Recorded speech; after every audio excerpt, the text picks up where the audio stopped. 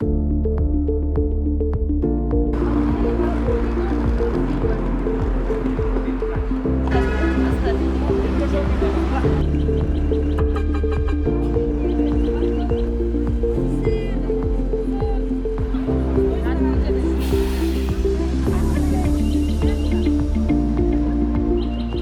кыйын учурда иштегенбиз. Ошол моментте аябай күчүп аткан Талас областынан келдик.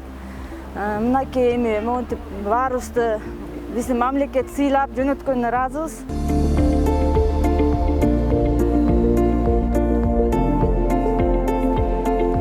Биз СМ3-тө иштейм.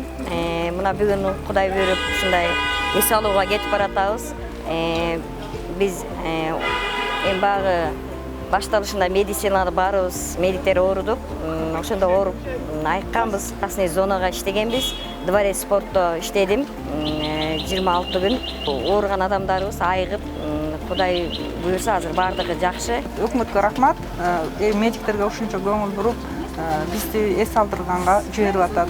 Бул эң туура деп ойлойм, себеби дегенде действительно биз ковид учурунда, эпидемия учурунда аябай кыйналып иштедик.